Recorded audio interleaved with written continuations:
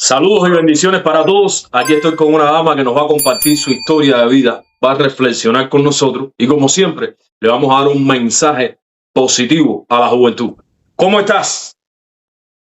Bien, bien, bien. Ven acá. ¿Cómo te llamas? Sonia López Muselier. Sonia, ¿tienes algún apodo? Buenos días.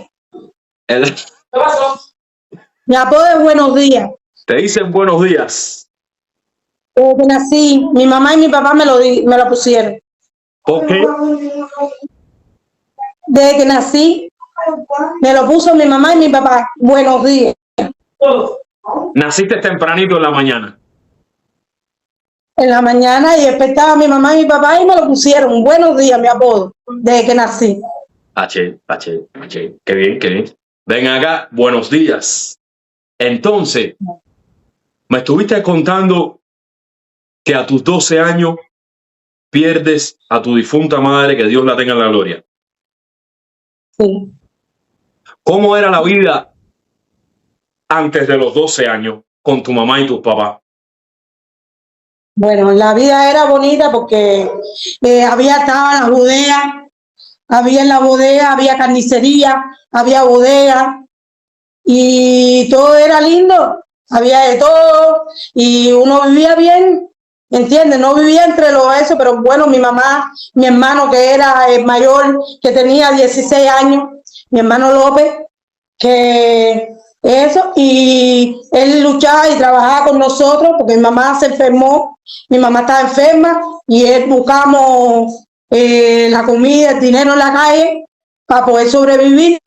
Tocaba a los reyes, cuando eso daban los reyes en eso, y nosotros salíamos a buscar eso para la comida, para esto, pero bueno, se luchaba, pero se podía sobrevivir uno con la lucha de la calle. ¿Tú te criaste con tu mamá y tu papá juntos? No, con mi mamá. Después que mi mamá se muere, yo con unos años y viví en La Habana Vieja. Viví en La Habana Vieja. ¿Qué edad tú tenías cuando tus padres se separaron? Yo tenía como 7 años por ahí. Cuando mi mamá muere, nosotros estábamos en el listado de asistencia social, porque éramos muy chiquiticas cuando mi mamá murió. Mi mamá murió con 35 años, con 8 hijos. Tenía 8 hijos. El mayor, que era mi hermano López, que está ahora en Estados Unidos, tenía 16 años. Era el mayor, era el que nos daba la comida a nosotros, el que nos conseguía la comida para nosotros sobrevivir. Entonces, cuando tu mamá fallece, tú tenías 12. 2. Cuando tu mamá estaba en vida, la vida me estabas diciendo que eran pobres, pero era una vida bastante buena. Y porque había de todo, en la carnicería había derivados, estaban las bodegas, había yogur, viste, teníamos alimentos, aunque buscándolo por la calle, pero teníamos alimentos. ¿Cuánto tu vida cambió ese día que tu difunta madre fallece? Bueno, yo creo que mi vida nunca cambió, porque después que tuve a mi hija mayor, que está en Estados Unidos ahora. Tengo un varón que se fue a vivir con mi abuela porque no la podía, porque no tenía condiciones para tenerlo. Me quedé con la más chiquitica que se me murió, y con ella... Espérate. La pregunta es, ya hablamos de cuando estaba tu mamá en vida, cómo fue tu vida. Ahora lo que quiero saber es, estoy trasladándome a tus 12 años, el día que tu difunta madre fallece. ¿Cómo fue? ¿Cómo te sentiste? ¿Cómo fue ese momento? Tenías 12 años nada más. Bueno, era un momento muy triste porque yo quería mucho a mi mamá. Fíjate que la quería tanto que el nombre de todas las hembras, tenía 6 hembras, y el nombre de mi mamá lo llevo yo. Fíjate cómo, y todos en la calle me decían, tú eres la que la que más te parece a tu mamá, la que más luchaba igual que mi mamá, y eso me puso muy triste, me llenaba hasta ahora que llevo. Después, con el tiempo así, no pude sostenerlo, porque en realidad, aunque lo tuviera que llegar a alimentarme en la calle y a lucharlo porque no podía más. ¿Viste? Eso te iba a preguntar. Después que tu difunta madre fallece, ya empezaron las calamidades, empezaste a pasar hambre, necesidad, te sentiste sola. Cuéntame eso. Yo me sentí sola porque mira, a pesar de que tenía familia, porque tenía mi abuela, tenía mi tía, pero nada, la lucha de nosotros 8, que éramos los 8 hermanos y chiquitos, mi hermano es mayor y tenía 16 años, tenía que salir a luchar para nosotros, ya era diferente, ya no era lo mismo. No era lo mismo cuando mi mamá estaba viva porque mi padrastro buscaba eso y nosotros estábamos chiquitas. Yo seguí yendo a la escuela, aunque estaba buscando comida en la calle y eso, pero seguí mis estudios en la secundaria. Yo sí seguí, pero luchaba mucho y era diferente. Ya la vida me cambió demasiado diferente. ¿Hubo un momento que tú recuerdas, algún momento donde tú tuvieras 12 años después del suceso de tu mamá, que tú sentiste hambre y no tenías comida? ¿Recuerdas ese momento? No, pero bueno, como era joven y todavía había cosas, yo iba para el mercado, el mercado lo hicieron, es de la esquina, y yo me robaba las cosas del mercado, iba al mercado y me robaba las compotas, que cuando eso había compotas, todavía había arroz, no había hambre, iba para el mercado ahí mismo, en la misma esquina de mi casa, ahí me lo robaba, no pasaba tanta hambre y tanta necesidad, vamos a hablar sinceramente, yo te digo como es. Y el mercado me robaba las cosas y vamos, fue pasando el tiempo hasta que 4 años después ya me encontré el padre de mi hija. Antes de llegar ahí, cuando una niña de 12 años, ya sola, sin su madre, quiero saber esos momentos cuando te sentías sola, que necesitabas un cariño, que te ayudaran a hacer una tarea, alguien que estuviera arriba de ti diciendo te tienes que bañarte, son las 6 de la tarde, tu almuerzo, esto y lo otro. ¿De qué manera te afectó eso? ¿Cuánto necesitaste eso? Eso me afectó mucho porque yo no era igual que otros niños que a lo mejor tiene alguna familia que le den un cariño, un aprecio, un algo. No, como mi casa era de madera, yo entraba y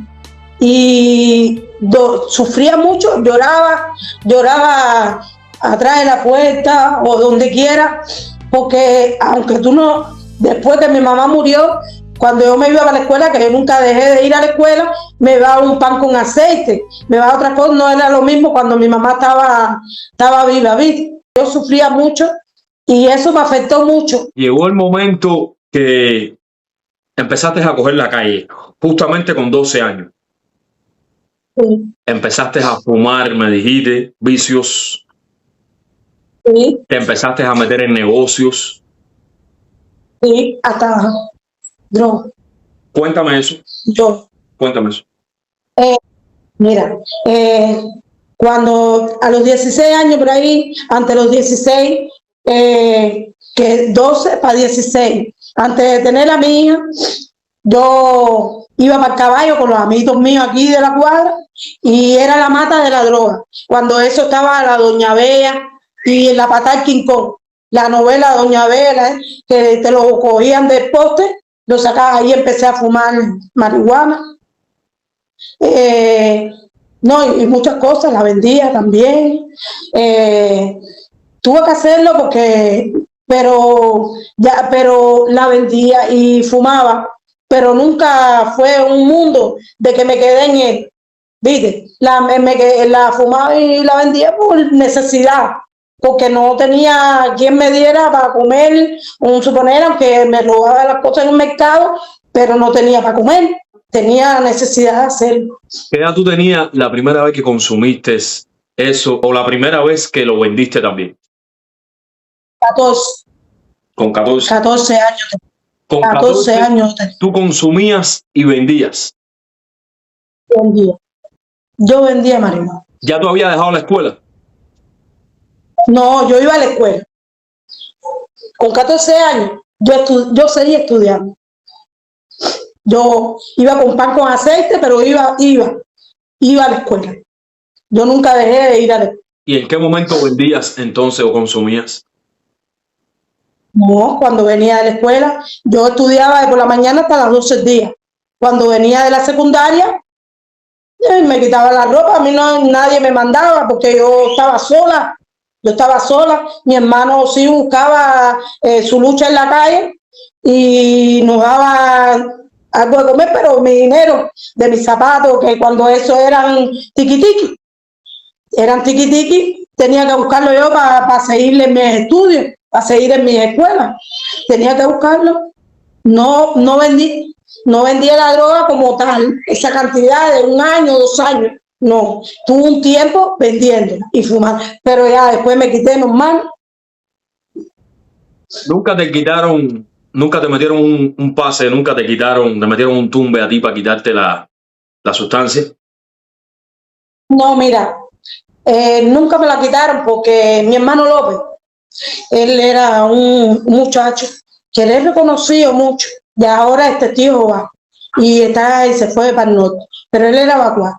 Entonces mucha gente en la Corea lo conocía, ¿viste? Mi hermano era un chiquito que es respetado, López, y la gente no me entiende, dice, no, ese hermanito López, no ahora, en ese tiempo, ahora en esta actualidad, yo voy para donde quiera y vendo medicamentos, y vendo esto y nadie me lo quita.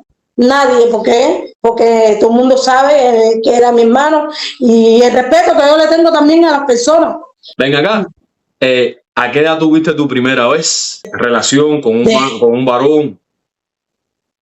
A los 16, que fue cuando tuve mi primera hija, que ella tiene ya 37 años.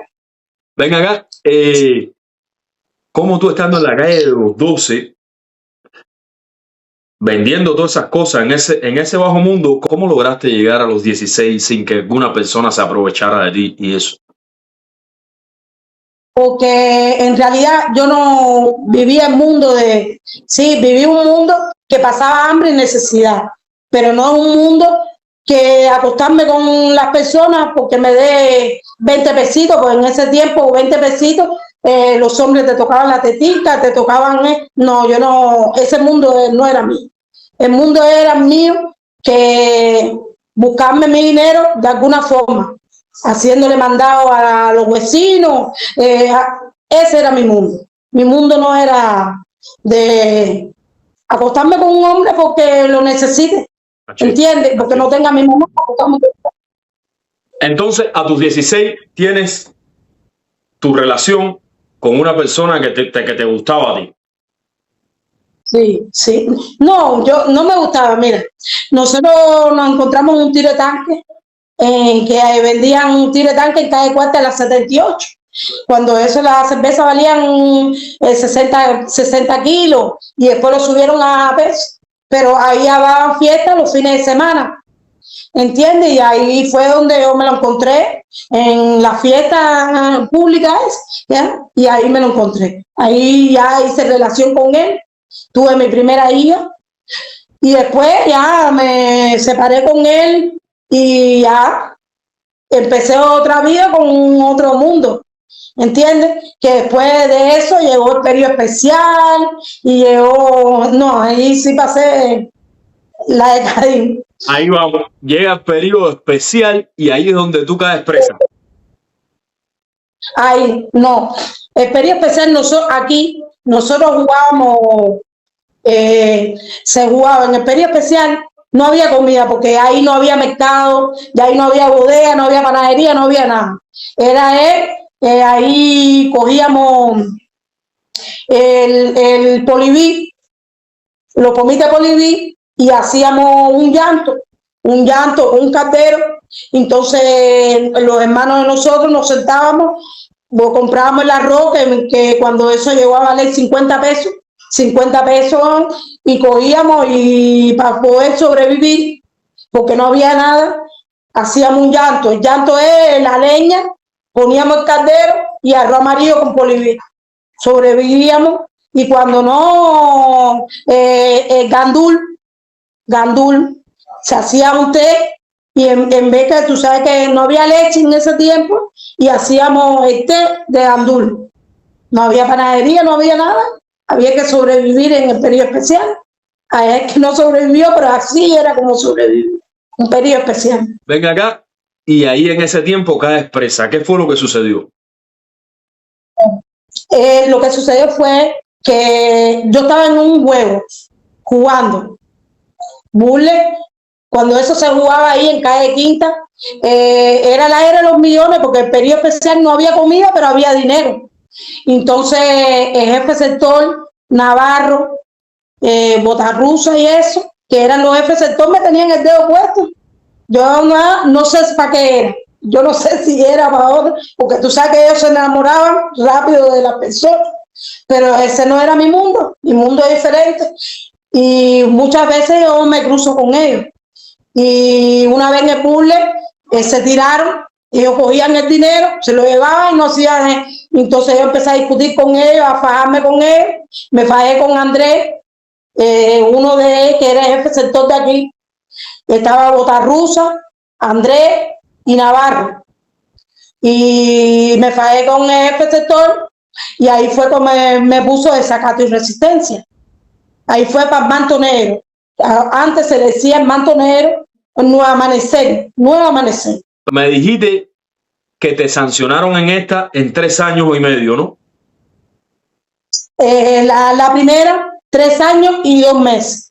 Vamos ahí, espérate. Y me dijiste que en ese tiempo viste como ellos ultimaron a 2 personas, que eran conocidas ahí de San Miguel. Sí, Eduardo Pajé y Barbarito Cabarroca. Fue delante de mí, porque eso sucedió porque estábamos en la Corea, en un burle, en la Corea. Y entonces Eduardo Pajé le mete una galleta a Sabón que después lo subieron los grados y lo mandaron para bien del camino.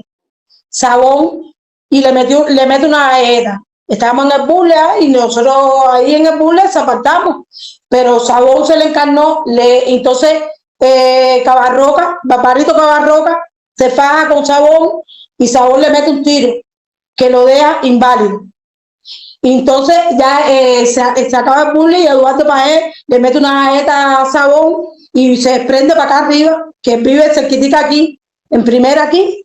Y esa fue la primera vez que yo vi cuando los tiroteos y todo eso. Y él lo mata aquí en la esquina, a Eduardo Paez. Lo mata, ¿va? Y después como un mes lo mandan para la bien del camino y era el jefe sector de la bien del camino. Eduardo Paez lo mata aquí, pero a Barbarito Cabarroca lo deja lisiado de un tiro. ¿Entiendes? Yo sí vi toda esa historia porque yo llevo años, estoy en la calle. A mí no es que me la cuenten. Yo la vivo y la viví y la he vivido. Si la viví con Pepe Rompehueso, que vive aquí en el doblar de mi casa. Ese era uno de los policías más malo que había aquí en San Miguel de Paró. Yo vivía ahí en doblar. Yo lo veía chiquitica aquí en la esquina, que veía con el Sidecal en el año 80. Yo tenía 7 años. ¿Por qué le pusieron Pepe Rompehueso a ese policía? Ese era Pepe Rompehueso, porque él mató a un chamaquito en el sector de allá arriba. Él mató en el calabozo. Él mató a un chamaquito allá arriba en el mismo sector, loco. Y después la familia le dio dinero. Y se quedó eso así, pero eso tiene historia. Pepe Rompehueso, y fue un policía, lo mata a él. Un jovencito lo mata a él porque él era muy malo. No, yo de chiquitita ahí en la esquina. Venga acá, vamos para la parte esa donde te echan 3 años y 3 meses, me dijiste, ¿no? ¿A dónde fuiste a parar? A Manto Negro, a Nuevo Amanecer, el Manto Negro en el 92, que fue el gran periodo especial. Cuéntame cómo fue tu llegada a Manto Negro, cómo era el rigor, cómo estaba el ambiente ahí.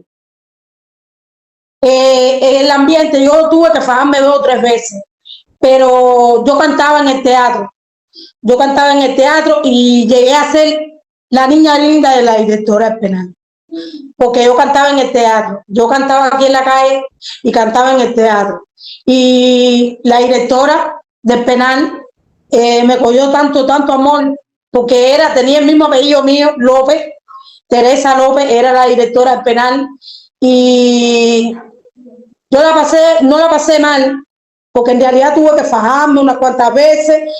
Querían que yo fuera la política del destacamento 3, que dije que no, porque si yo entro por una cosa, ¿cómo tú crees? Tú sabes que a esa gente que entran por desacato, entran por falta, ¿no? La quieren apartar de eso y llevarle por un mundo, ¿no?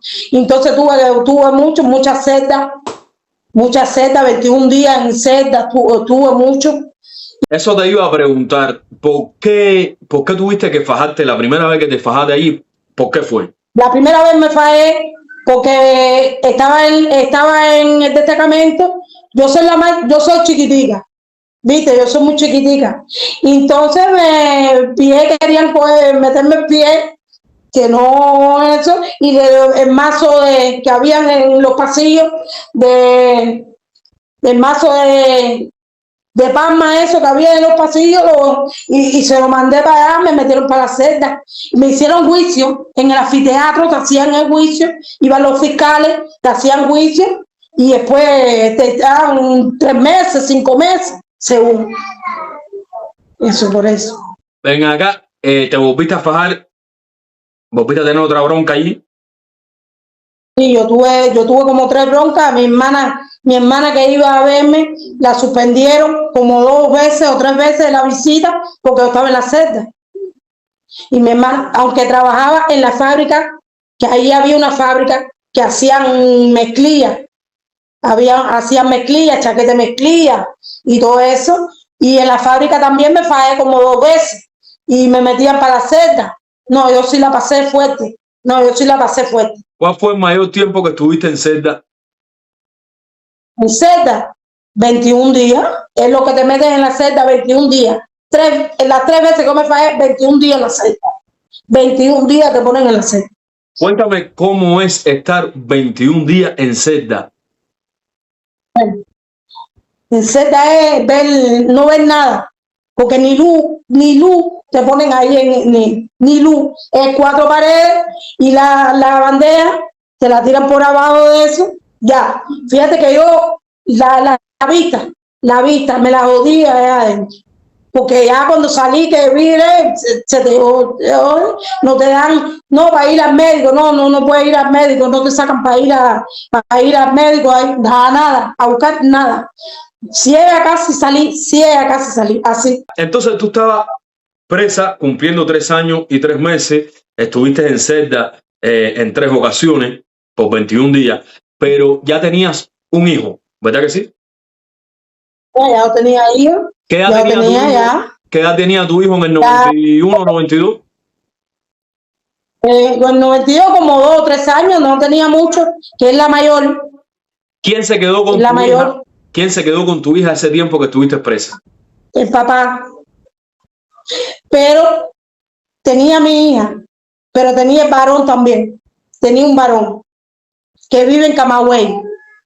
¿Entiendes? El varón se quedó en eso que cuidan a los niños, ¿entiendes? Y en eso, de eso que cuidan a los niños, me la pusieron ahí. Yo iba a verlo una vez al mes. Te sacan una vez al mes para que tú vayas a verlo. Un orfanato. Le decían orfanato, creo.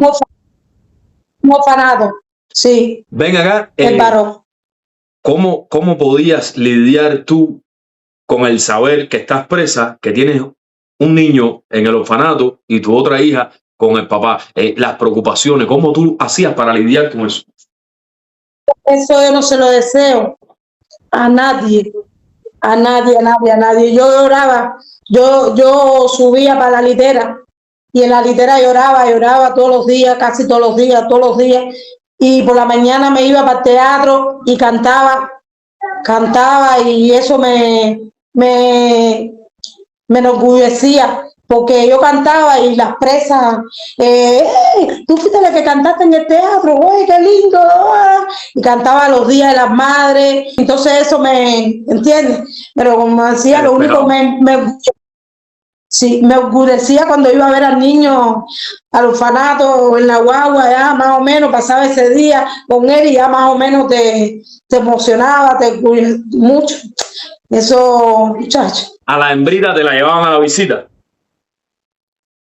Bueno, el papá la llevó como 2 o 3 veces, pero mi India, ella me quiere mucho, ella siempre, como vivía con el papá, pues yo tenía muchas necesidades, no tenía a mi mamá, mi papá vivía en La Habana y yo estaba sola y jovencita, yo era una niña prácticamente, entonces no tenía, entonces también como yo me peleé del papá y el papá siguió enamorada de mí, también me dio, no, me quedo con la niña, tú tienes necesidad, yo la voy a cuidarla, y mi hija lloraba, eso me dolía mucho porque cuando yo me iba, mamá no te vayas, lloraba, pero ya yo no quería seguir más con él, ¿viste? Y eso era una de las cosas que más él ataba a mi hija por mí, ¿viste? Porque yo quería que yo volviera con él, pero no, yo prefiero pasar necesidades, pero no contigo, no quiero. Pero ese hombre te asumió la cana tuya. No. Él llevó como 2 o 3 veces a la niña, porque parece que la niña se lo pidió, ¿viste? Cuando la niña tenía como 3 años y la niña se lo pidió a ver a mi mamá, porque ella sí lloraba por mí, ella lloraba mucho. Cuando tú caíste presa, ¿tú estabas con él? Yo no estaba con él, ya me había separado 1 año de eso con él. ¿Con quién tú estabas cuando tú caíste presa? Cuando yo caí presa, yo había parido a mi hija y tenía ya 16, como 18, te dije 20, más o menos como 20 y pico de años, porque tuve parón también. ¿Tú estabas soltera cuando tú caíste presa? Ay, sí, yo el parón sí lo tuve en un momento de locura el niño, pero no, el papá no, yo le puse los apellidos míos, que el papá sí quiso para ponerle los apellidos, que el papá vive cerquita, pero yo le dije que no, porque cuando tenías que ponérselo no se lo pusiste. Ahora yo mi apellido lo mantengo yo. Eso fue lo que pasó. Y el padre, cuando se entera que tú caíste presa, él no fue a reclamar por su hijo para que no se lo llevaran a un orfanato. Vino a reclamar por su hijo ya cuando su hijo estaba grandecito. Es decir, que él aceptó que su hijo fuera para un orfanato normal. Aceptó normal. Fíjate que aceptó de un orfanato, no. Él sabía que era su hijo, porque él tiene el mismo, su hijo es idéntico a él y tiene el mismo nombre de él y todo, idéntico a él. La prueba, no, él no le quiso hacer la prueba y después cuando el niño estaba grande, quería que yo le pusiera los apellidos, no. Sí, porque tú me ignoraste, me echaste como si yo fuera una cualquiera, al no ponerle tu apellido, al no mantenerlo. Déjame hacerte una pregunta. ¿Por qué él no quiso reconocer al niño? ¿Él dudaba de ti como madre, como mujer? No, porque ¿qué es lo que pasa? Lo que nosotros tuvimos fue un romance. Un romance, que en un día usted puede salir en estado. ¿Entiendes? Y eso fue lo que pasó. Yo no quería nada con él. Fue un momento de vacilón. Un vacilón lo tiene cualquiera. Y ahí fue donde salí en estado. ¿Viste? No es que yo haya estado con unos 2 hombres, 3 hombres, y eso no, fue un vacilón. Y hay muchos cubanos que son ignorantes, porque de un vacilón de un día tú puedes tener un hijo. Y eso fue lo que pasó con Ulises. ¿Y por qué decidiste dejarte, con el mayor respeto te pregunto, dejarte la barriga de un vacilón? Te pregunto, con el mayor respeto. Porque cuando fui ya tenía la barriga grande, ya no podía sacármela, nunca me hice un legrado. Yo nunca me hice un legrado y ya dije, bueno, ya me lo voy a dejar el mío, porque en definitiva la niña la tenía el papá de la mayor. Yo yo no tenía en ese momento ninguna posibilidad. Sí, pasaba hambre, necesidad, pero bueno, tengo mi hijo. En ese tiempo estaba en mercado, que uno podía ir al mercado, era en el 90. En el 90 estaba en mercado, todavía había cosas, ¿entiendes? Y no la pasé mal porque yo luchaba con barriga, sin barriga, yo luchaba. ¿Y en qué momento tú decides decirle a él, oye, estoy embarazada? Es que estabas tú embarazada. Yo empecé el embarazo normal y ya cuando tenía como 5 meses por ahí, ya como él vive cerquita ahí, aquí a doblar de mi casa, ya yo le dije que estaba embarazada, normal, y a las hermanas y a él, pero él dijo que no era de él, que no era de él, porque ya ellos fue un vacilón. El cubano es analfabeto en esas partes. Un vacilón, ya un vacilón que hay, no, ese no es mi hijo, porque nosotros tuvimos un vacilón, sí, un vacilón, ¿y qué? Y nos fue tal día, y en tal mes, a este mes, saca la huevo, si no, haz la prueba, no, el cubano, aparte, el cubano no, muy pocos cubanos le gustan mantener a los hijos. ¿Viste? Hay 20.000 padres que tienen hijos y los tienen sin padres. Sin padres, sus apellidos. Aquí en Cuba, su apellido. Explícame, ¿cómo se siente o cómo te sentiste tú como mujer, como madre? ¿Qué se siente cuando tú sabes que estás embarazada de un hombre y el hombre no quiere reconocer que esa barriga es de él? ¿Cómo te sentiste tú como mujer, como madre? Como mujer uno se siente despreciada. Despreciada porque que tú sepas que es de él y que este día que no es tuyo, te está valorando como una cosa que tú no sirves, como que tú no sirves, como que tú estás con cualquiera, ¿entiendes? Y uno le duele, eso, ¿a qué mujer no le va a doler? La mujer que no le duela dice, no, esta tiene su hijo por quererlo tener, pero no, a uno le duele porque sabiendo que es tuyo. Un vacilón, 5 meses, es un vacilón, pero bueno, es tuyo, no es de más nadie. Al hombre decir que no es de él, te sientes menospreciada, te sientes despreciada completamente, te sientes una cualquiera. Ven acá, déjame hacerte una pregunta. Una vez tú das a luz al niño, ¿él la curiosidad le dio por ir al hospital o algo así? No, él no fue. ¿Qué es lo que pasa? Que yo vivo al doblar de su casa, al doblar. Y él veía cuando iba creciendo, el niño es idéntico a él, en misma forma, el caminado idéntico. Ahí no es que había que cambiar, no, todo a su papá. Indio así, color, todo, la cara, todo, y el mismo nombre, ahí no hay que ir a más ninguna parte. Y yo se le decía a la hermana, yo le dije a tu hermano, que era su hijo, no sé de la manera que él pensó, como si me valoró, ahora yo soy la que no quiere, que él ni lo mire, ni lo trate, ni nada. Ahora cuando él crezca y él quiera decir, no eres mi papá, eso, pero yo no puedo perdonar. ¿Qué edad tenía el niño cuando ya el padre quiso acercarse a él? Como 4 años. 4 años. 4 años y a su papá. ¿Y tú no permitiste ese acercamiento? No lo permití. Bien. El niño empieza a ir a preescolar. Ve muchas madres, sí, muchos padres que van a ver a los amiguitos. Yo supongo que hay un momento en que él te dice, mamá, ¿quién es mi papá? ¿O dónde está mi papá? ¿O quiero conocer a mi papá? ¿O algo así? No, él sabía que su papá vivía en Doblar. Ulises, porque a todo el mundo le decía, tu papá vive ahí en Doblar, tú eres hijo de Ulises, ustedes se parecen, son idénticos. Y él sabía, porque él estaba grande, cuando iba a primer grado, segundo grado, él sabía. Pero él siempre rechazó, siempre de chiquito, fue rechazando al papá. ¿Entiendes? Fue rechazándolo. Rechazando, no es que yo lo diga, no es que yo le haya dicho, tu papá nunca te dio, él nunca quiso, él solo fue rechazando a su papá, él solo. No es que él solo le decía, no, ve ahí arriba, que ve, tu tía te está, no quiero. Siempre rechazó. Te voy a volver a preguntar eso porque no recuerdo ahora. ¿Qué edad tenía el niño cuando fue al orfanato? El orfanato estaba chiquito, él tenía como 2 años. 2 años porque mi hija, ellos se llevan 2 años. Mi hija, él nació en el 90 y mi hija nació en el 88, la mayor.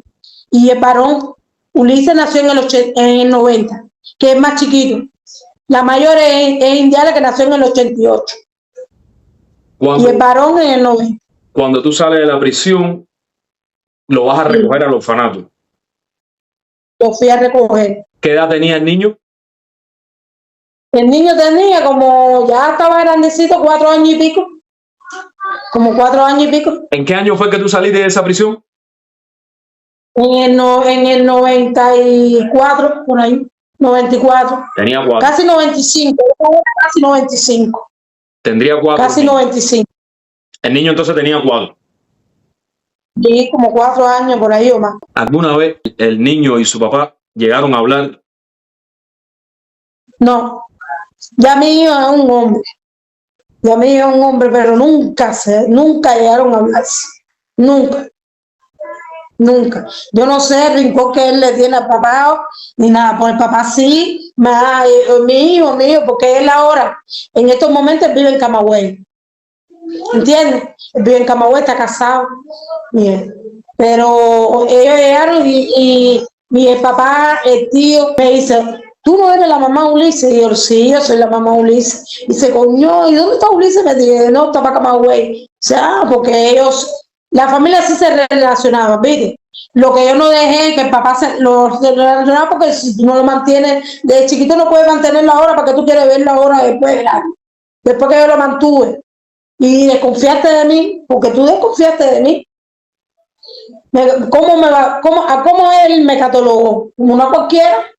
Porque si yo te estoy diciendo que es tu hijo, en un momento de vacilón, aunque sea un día, tú tienes que decir, bueno, vamos a ver si en realidad es mi hijo. ¿Ese hombre pudo tener más hijos?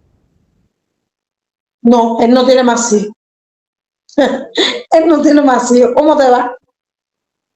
Candela. Candela. ¿Ah? ¿Viste? Vamos a pensar un poquitico. Vamos a pensar un poquitico. Un ejemplo, ¿no? Respetando tu posición como madre y como mujer. Si un hombre, un ejemplo, ¿no? Si tu hijo, ni que Dios lo quiera, se descarga con una muchacha. Un ejemplo. Se descarga con ella. O sea, se descargan irresponsablemente hablando. Pasa el tiempo y la muchacha le dice que está embarazada. Un ejemplo, ¿no? No estoy justificando nada más estoy tratando de entender. Y ya vamos a decir que en ese momento ya tu hijo tenga otra relación, que fue una descarga.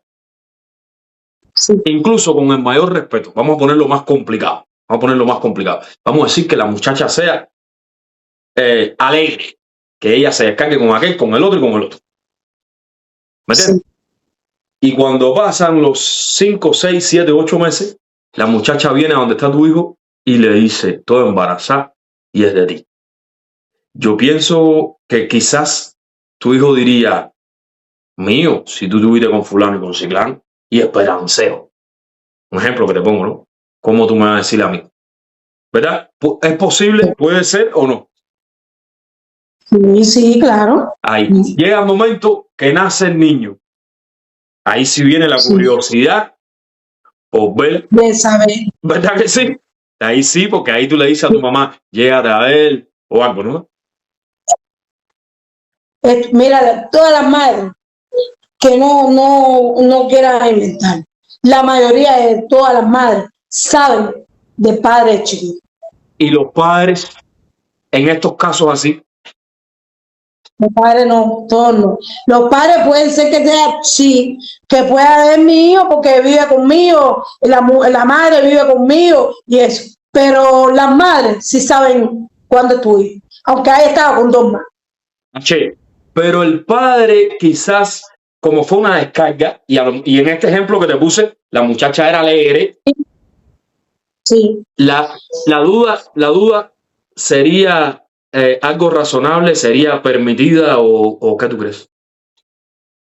Claro que la duda es permitida porque tú después de mí tuvimos y después de mí tú has estado con dos más, puedes salir en estado de esos dos más, ahí es lo más correcto.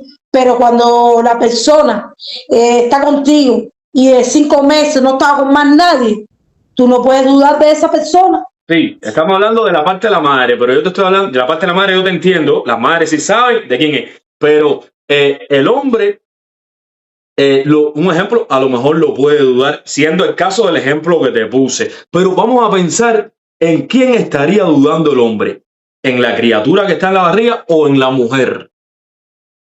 No, está dudando en la mujer, no en la criatura. H. No, está dudando de la mujer, H. no de la criatura.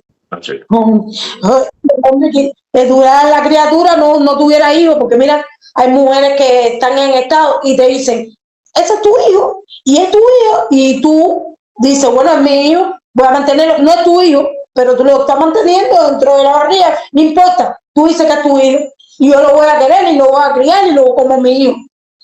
Y no duda, pero en ese caso está dudando de mí, que soy la mujer, está dudando de tu hijo. Él en este caso, él dudó de mí, no de mi hijo. Sí. Él dudó de mí. ¿Alguna vez te pidió disculpas a él con el tiempo? Pues, después de eso, ya el niño tenía como 3 años casi, él habló conmigo y me dijo, ¿dónde está el niño? Y yo, no, mira, el niño está en la casa, pero no sé, el niño, vamos aquí a la casa a ver al niño. Él bajó, pero Ulises, mi hijo, con patas y todo eso, no quería nada, sabes de su papá, él siempre de chiquito y yo nunca le inculqué, no, que ese es tu papá, ese no es tu papá, él no te crió, no, nunca para mí ha sido, pero bueno, después se fue a vivir con mi abuela para Camagüey y después cuando ya estaba un poquito más grandecito para la escuela aquí, ya entiendes, ya más o menos, porque eso es mi abuela, como el marido se había muerto, entonces ya no tenía nada, se le llevó como 1 año, 2 años para Camagüey, y ahí él empezó después, cuando vino ya a las clases, empezó la escuela aquí y ya está, ya grande. Y así todo, él nunca ha querido ver a su papá ni nada. Ven acá.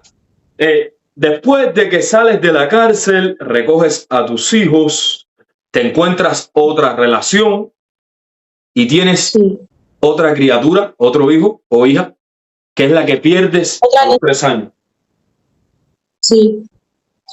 Esa criatura que yo tuve, que la perdí a los 3 años, una niña muy bonita, pero en ese tiempo estaba pasando también mucha necesidad.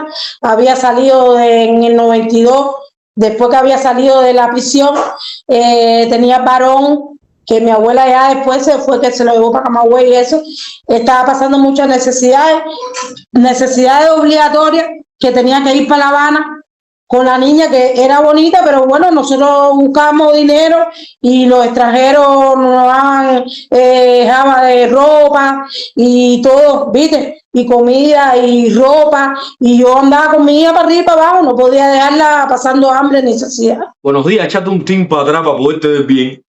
Un team para atrás. Ahí está linda, ahí está linda. Dale, espérate, quiero que me expliques algo, espérate, porque yo más o menos tengo una idea. Desde cuando yo vivía en Cuba, las mujeres que iban a luchar para La Habana con los hijos. ¿De eso es lo que tú me hablas? A pedir $1. Esa era una de esas, yo. ¿Con la niña que perdiste tú ibas para allá? Sí, yo iba con ella para allá. Espérate, ¿y el papá de la niña? El papá de la niña estaba bien, vivía aquí, pero vivía en Jacomino y yo no estaba con él tampoco, ya después ya lo había botado, ya no estaba con él. Vivía con mi hija nomás. O sea, cuando tú pariste, después de tú parir a tu niña, ¿qué tiempo duraste con el padre? Yo duré bastante tiempo, pero él tomaba mucho y ya yo ¿entiendes? Yo me separé de él y ahí me quedé con mi niña, más o menos mi niña tenía como 1 año y medio, más o menos por ahí. ¿Él era alcohólico entonces? Era alcohólico. ¿Sufriste maltrato físico? Sí, muchas veces a mí no me gusta que me den, a mí no me gusta el golpe. Entonces ya como 2 o 3 veces que vino alcoholizado y adelante la niña formando bulla y me metió como 2 o 3 galletas. Dije hasta aquí, hasta aquí. Porque a mí no me gusta que yo siempre he dicho que si mi papá nunca me dio, no me puede dar los hombres a mí, sin dar motivo, sin un motivo, por borrachera. Porque esas agresiones no son justificadas, pero quisiera preguntarte con mayor respeto, ¿por qué te levantaba la mano él? ¿Cuál era el motivo? A veces con su borrachera, por una contesta maldad, por, no sé, por cualquier cosa, ya le hiciste la comida a la niña, por cualquier cosa, ya, golpe. No fue mucho porque yo no aguanté mucho golpe de él. No fue mucho, pero no aguanté mucho golpe de él.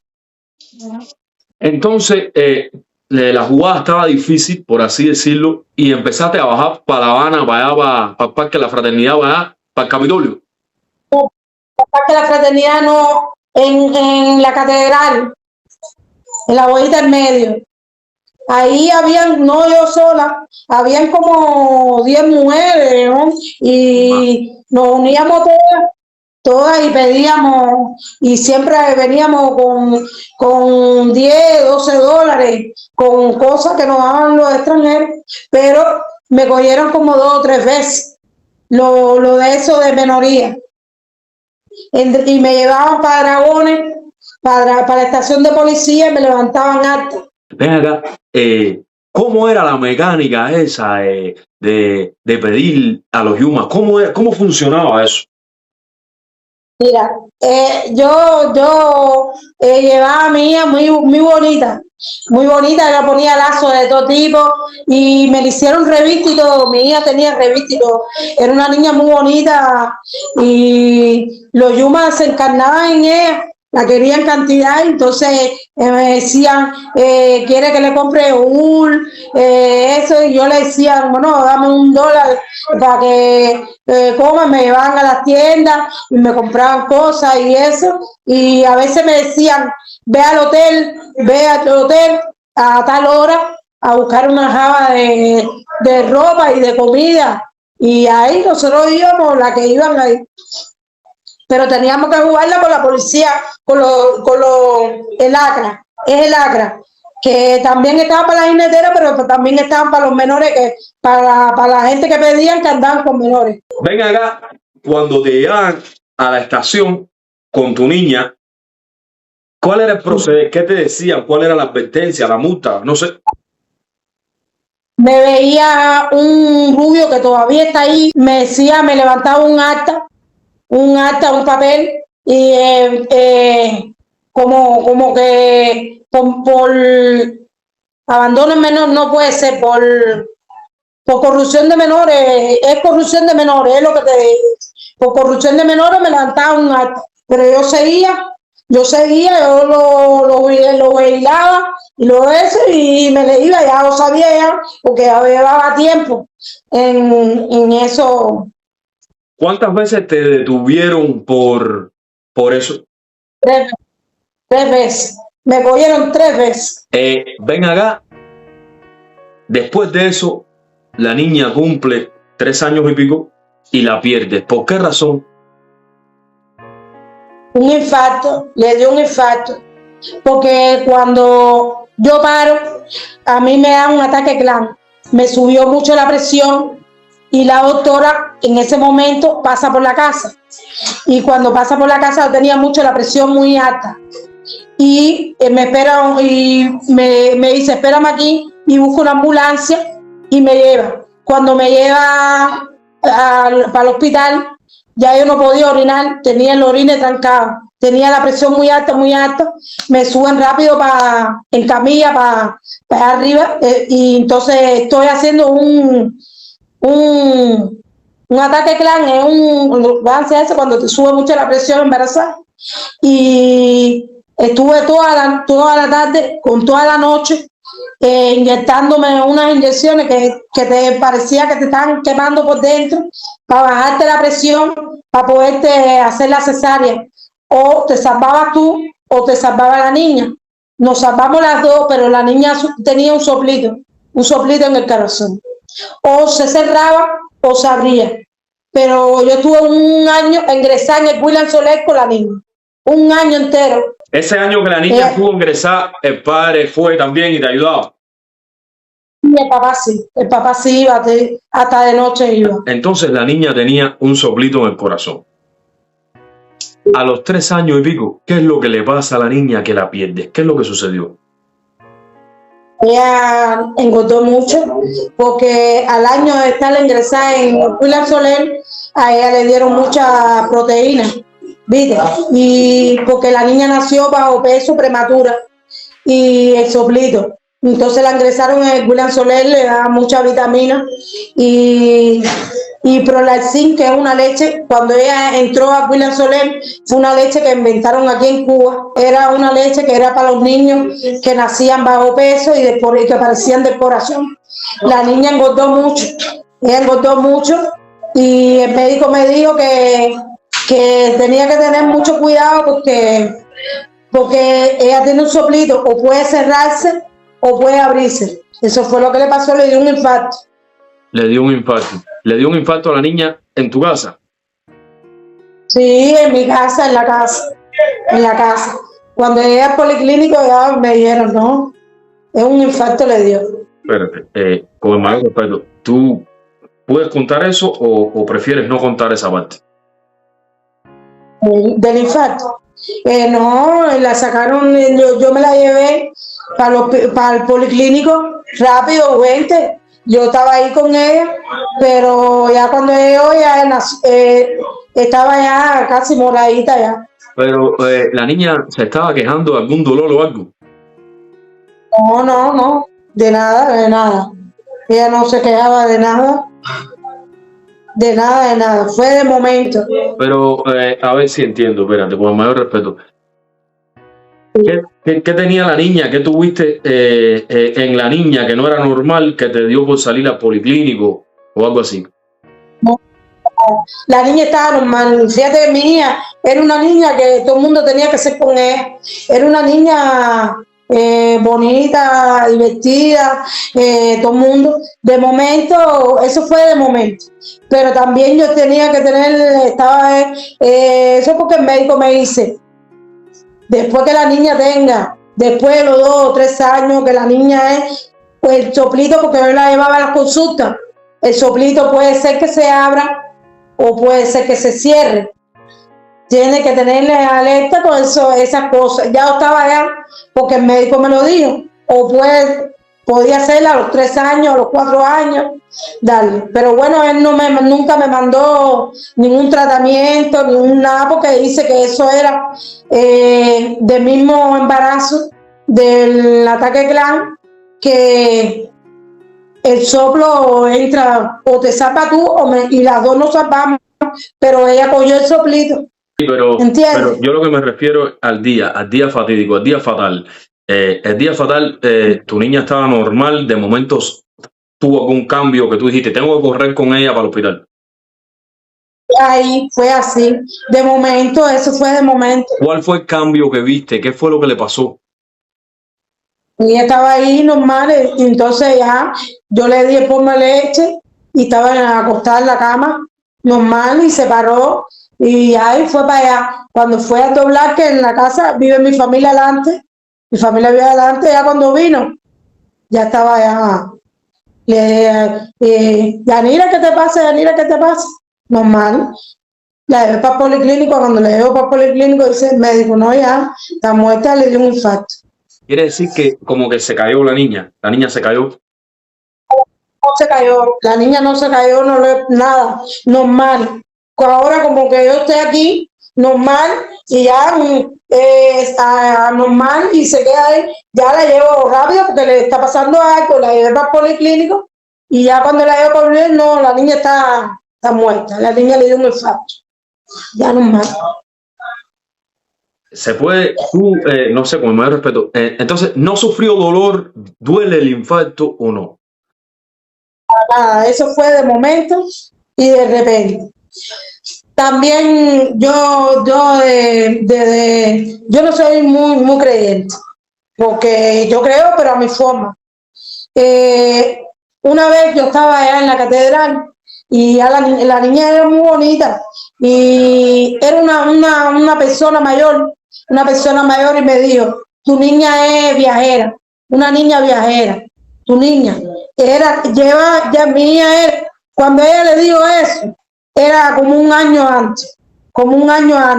Tu niña vino a este mundo, pero tu niña es viajera, una persona mayor, me lo dijo así de momento. ¿Cómo tomaste y siguió caminando. Eso? ¿Cómo tomaste tú cuando esa persona te dijo eso? Yo lo tomé muy como, vaya, más nunca se me olvidó, porque eso yo lo llevé aquí, más nunca.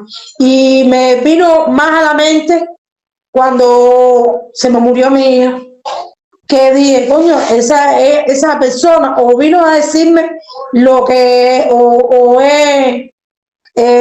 yo sé que era creyente porque tenía como collares y entiende, una persona, y me dijo, tu hija es viajera, es una niña viajera. ¿Entiendes? Y ya después que se murió fue cuando yo dije, no, es verdad lo que me dijo esa persona.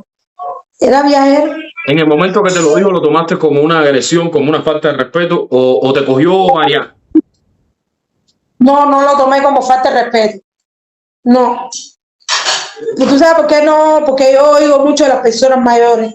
Después que la niña fallece, me imagino que te enfermas de los nervios. No, era todos los días yendo a Colón. Todos los días. Yo tuve un año casi yendo al cementerio. Me traumaticé. Completa. Todos los días. Era para ti. Todos los días. Me imagino que bajaste mucho de peso. Yo me sé el cementerio Colón de una punta a la otra.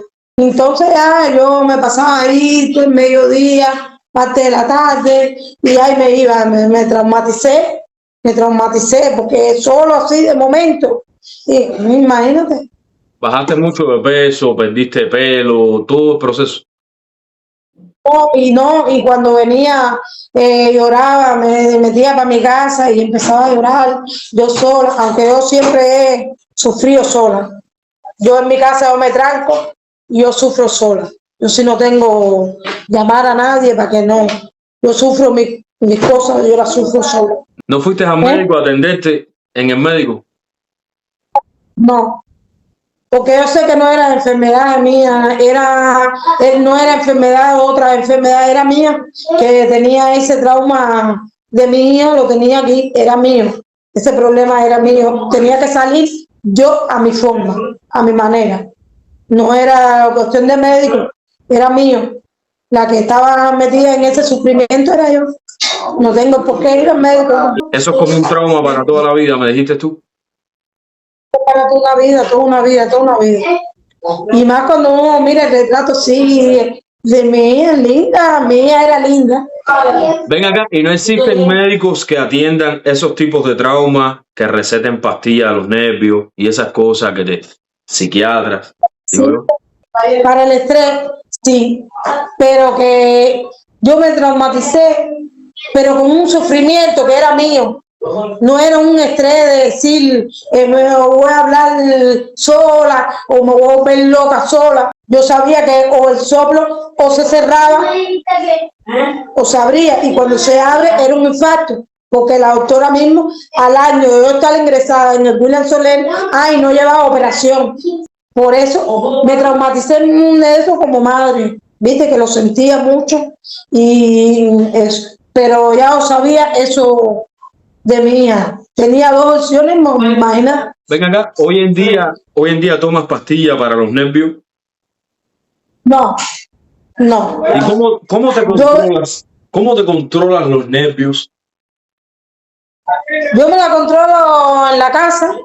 Pongo el televisor y a veces, digo, me voy a comprar, a veces, yo no soy de tomar, me compro un chaca, porque yo no tomo ron de esto de bodega ni nada, un chaca, que es una latica de ron con Red Bull Y ahí me tomo uno y ya más o menos me relajo, me cierro en mi casa, porque yo no soy de calle. ¿Entiendes? Ya después cuando me recogía buen vivir, ya la calle para mí, pero me la sé toda. Sí. A mí no me da un cuento, que yo me la sé toda. Okay. Ven acá. Toda. ¿Tú piensas que estás enfermo de los nervios o no? No, yo no estoy enfermo de los nervios. En nada. Yo no tengo nada de enfermedad. Nada. Okay. Ven acá. Porque realmente es duro recomponer. Uno no se recompone de la pérdida de un hijo, ¿verdad? Nunca, eso sí, pero hay que seguir para adelante. Porque uno no tiene uno solo. Tiene dos. ¿Viste? Eso es cuando uno tiene uno solo, se mete adentro de eso, pero cuando tiene dos y tiene más hijos, tiene que seguir para adelante con los demás. Para seguir luchando, sí. Para seguir luchando. Porque si te metes en este mueve, también te va y te vuelve loca, pero los demás, los otros tú no los quieres. También tienes que seguir en la lucha. Tienes toda la razón. Ven acá. La otra vez que te detuvieron, para ir concluyendo, la otra vez que te detuvieron, ¿por qué razón fue? Bueno, mira, yo estaba en La Habana, estaba con un muchacho ahí en Obispo. Yo vivía en Obispo en el 2015, y estábamos ahí, mediodía.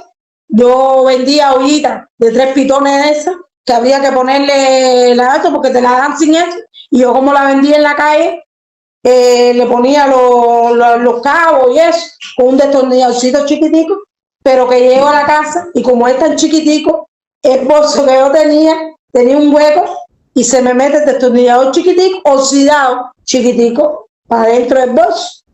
Y entonces el que está conmigo me dice, ve a una farmacia que está cerquita del malecón, porque yo vivía en La Habana, por cerquita del malecón, y da la coincidencia que había carnavales, pero no carnavales fue de noche, era de día, ¿entiendes? Y no estaba dentro por sí de los carnavales, no era dentro de los carnavales, porque el pollo lo estaban vendiendo fuera, ¿entiendes? En una capa, y el pollo lo venden afuera.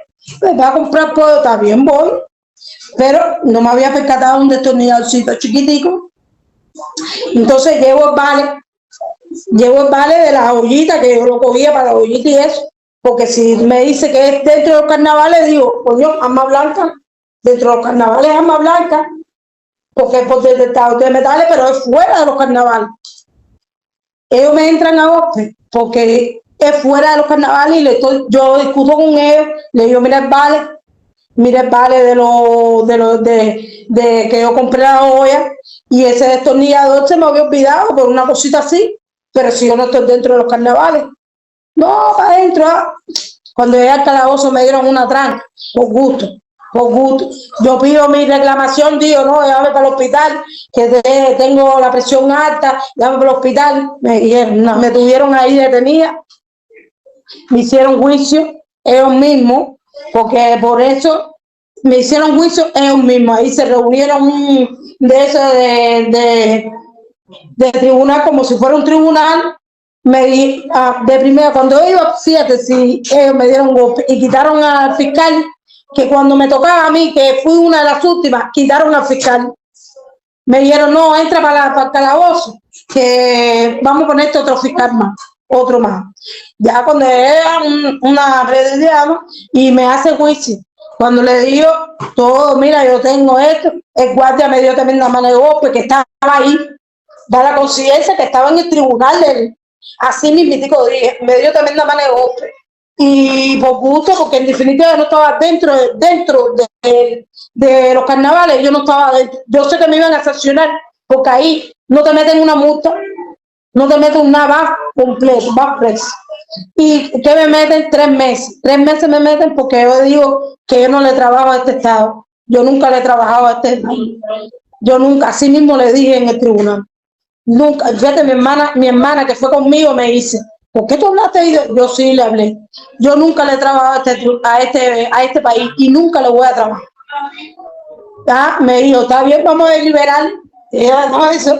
Me dijo, no, 3 veces para que tú, como tú digas, que tú nunca le vas a trabajar, le digo, le está bien, es lo más correcto. ¿Tú sabes por qué? Porque si yo digo un año, sí, no, yo voy a trabajarle a este país, me meten en áreas verdes un año, ¿viste? Y cuando yo deje de ir un día, me van a meter y me van a reeducar y me van a meter un año concreto. Entonces me metieron 3 meses y al mes yo estoy en la calle porque hay que darme mi condicional. Entonces, Todos los presos. La golpiza del policía fue por gusto. Por gusto, por gusto. Más nunca se me ha olvidado. Mira, allá arriba hay un Dios, más nunca. Yo digo esto y los ojos se me aguan. Los ojos se me aguan de la mano y golpe que me dio por gusto. Por gusto, en el 2015. Yo vuelvo a ir a esa unidad y yo reconozco, si está el policía trabajando, yo lo reconozco. Y la patrulla, el número 1174, más nunca, a mí se me ha olvidado. No se me va a olvidar porque ese sufrimiento no se olvida. Eso no se olvida. ¿Por qué tú crees que son tan abusadores de un hombre policía o caerle a golpe a una mujer?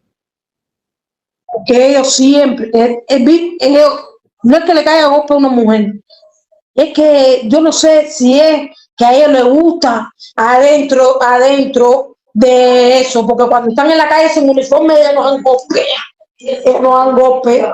Fíjate que yo siempre lo he dicho, y se han retirado, mira, todos los ciudadanos están retirados, yo se los canto en la cara, yo no tengo miedo, yo se los digo, ustedes están retirados, ustedes han sido unos hijos de puta, porque cuando está el sector allá arriba, ustedes eran unos hijos de puta en esto, porque yo lo he vivido, a mí si no hay nadie, yo vengo antes del 80, yo lo vengo antes del 80. Tú le gritas a ellos sus 4 verdades. Las 4 verdades, yo las grito, yo se los digo en la cara. Déjame hacerte una pregunta que anoté aquí. ¿Por qué tú nunca le trabajarías al Estado, no al país? El país es una cosa, y el Estado es otra. ¿Por qué no le trabajarías al Estado ese que está en Cuba ahora? Yo nunca le trabajaría al Estado, porque nunca me ha gustado trabajarle tampoco al Estado. Si el Estado, yo me meto un mes, 2 meses trabajando y no veo un futuro, no veo un televisor, no veo un frío, no veo nada, no un mundo. Todo el que le ha trabajado en este país vive en la miseria y la explotación, no ahora, toda una vida, porque lo he vivido yo aquí. Toda una vida, en definitiva, lo he vivido. ¿Qué voy a trabajarle en un Estado? Mira, yo vendiendo medicamentos. Tengo mi frío, tengo televisor, tengo de todo. Vale. Ven acá, ¿cuánto está el salario en Cuba al mes ahora mismo? Ahora mismo, 3.000 pesos cuando más. ¿Y con 3.000 pesos qué te puedes comprar? Ni un paquete de pollo, porque el paquete de pollo está 4.000 pesos. Es decir, que es prácticamente trabajar de gratis por un mes. Trabajar no es de gratis, porque primeramente, si trabajas en La Habana, es peor incluso que el tiempo de los esclavos, porque por lo menos los esclavos, con el mayor respeto que use esta comparación, por lo menos a los esclavos le garantizaban, por lo menos digo yo, que la comida y un techo donde pasar la noche, sí. Digo yo, más o menos. Pero con este estado que está en Cuba ahora, tú trabajas todo un mes y no te da ni para comer una semana. No da con, a mí no me da el cuento, a mí que no va con un paquete de pollo, porque es lo que más te da. Entonces, peor que el tiempo de la esclavitud. El tiempo de la esclavitud es peor, porque ahora criticas, pero si aquí ahora yo me meto un mes trabajando y no gano ni 3.000 pesos, porque hay gente que no trabaja ni 3.000. Otra pregunta. Si tú trabajarías para el Estado que está rigiendo en Cuba ahora, y tú quisieras reunir para viajar, ¿qué tiempo te tomaría para reunir y viajar a otro país? Esa es una pregunta que no tiene lógica. ¿Qué tú vales de eso si $1 vale casi 500 pesos? ¿Qué tiempo? Más de 20 años. Más de 20 años. Saca tú la cuenta. Que el Estado que está en Cuba ahora mismo está más atrasado que el tiempo de los mambises, porque Maceo viajaba, Martí viajaba, ¿sí? Máximo Gómez vino de Dominicana, toda esa gente fastiada. Claro que sí, claro que sí. Quintín Bandera hasta viajaba también. Mira, yo pasé los tiempos más o menos buenos, regulares y malos. Malos desde ahora.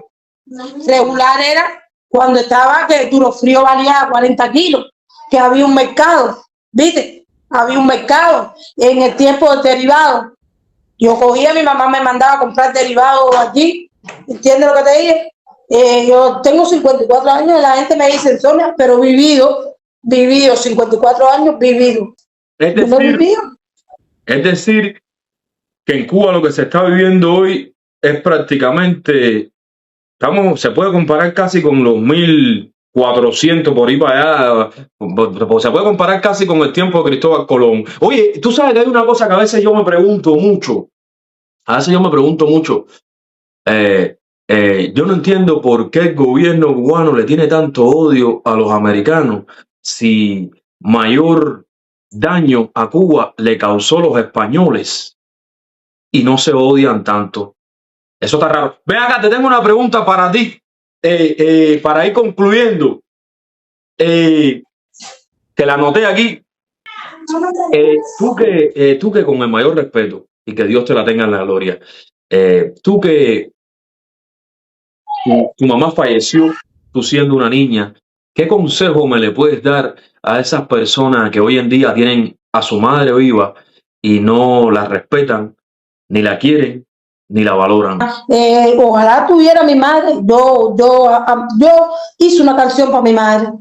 Yo era una niña y yo quise a mi mamá y quiero a mi mamá. Yo le deseo que valoren mucho a sus madres, que la quieran. Yo nada más que de hablar de madre, los ojos se me aguan porque la madre es madre, la que te trae al mundo, la que tú debes respetar, considerar, querer. Es una madre, la madre es madre. Yo que la perdí de chiquita y he pasado lo más malo de este mundo. Yo quisiera que la respetaran, que la quisieran, que la consideraran. La madre es buena. La madre, bueno, es la que te trae, la que te da el fruto, la que te trae el mundo, ¿quién más? Y cuando tú tienes un problema, la única que te asume es tu mamá. Sí. Pero hay gente que lo quiere, pero ahora, la actualidad que va subiendo, sí, todo el mundo no valoran a la madre. Sí. Te lo digo yo porque lo he vivido, lo estoy viendo en la calle. Déjame sacarte de ahí porque te quiero pedir algo antes. Te voy a sacar un momento de ahí para pedirte algo para cerrar. Ven acá, ¿qué es lo más lindo que te ha pasado en la vida? El momento ese que más tú has disfrutado. Bueno, lo más lindo que haya tenido en mi vida, después ya de así eso, a mi hija que me dio mucha alegría a marcharse de este país para que no sufriera ni pasara tanta necesidad y hambre. Esa es una de las cosas principales. No porque me ayude, porque yo me ayudo sola, ¿viste? Yo me ayudo sola y yo nunca le he pedido nada a mi hija, porque yo toda una vida he sido de calle y he sufrido y yo la salgo a luchar. ¿Entiendes? Es una de las cosas más lindas que me da, porque en este país no había vida, no había vida. Otra de las cosas así, que ya tengo fíjate, si siempre mi hermano ha luchado, que antes hice para Estados Unidos, me dijo, coge este cuartico para yo estar sola, porque yo sufría con mi hermano, el más chiquito que está aquí es un borracho, entonces yo tenía que salir a las 11, a las 12 de la noche, afuera y sufriendo, y mi hermano me dijo, bueno, antes de irte, para que tú no sufras más, para que estés tranquila, yo te voy a dejar un cuartico para que tú estés más. Esas son dos cosas muy, por lo menos en este mundo, que más es. Y mi hijo, que es el otro hijo que tengo. Pero los hijos son lo que más lindo uno puede vivir en este mundo, es eso, no es más nada. Es lindo ver lo buena madre que ha sido, lo lindo que se escucha eso, lo buena hija que ha sido. Y por eso quería despedir esta entrevista con esa canción tan bonita que le compusiste a tu mamá. ¡Boda! Sí.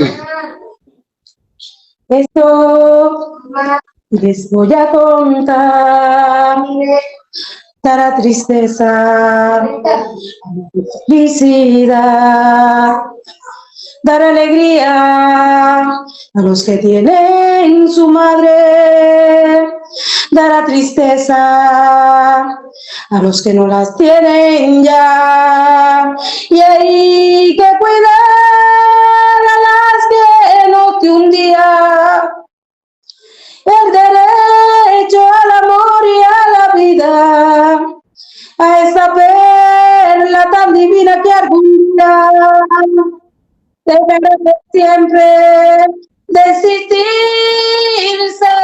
Me escapó de las manos sin quererlo y ahora mismo voy a aprender, porque he perdido el tesoro de la vida.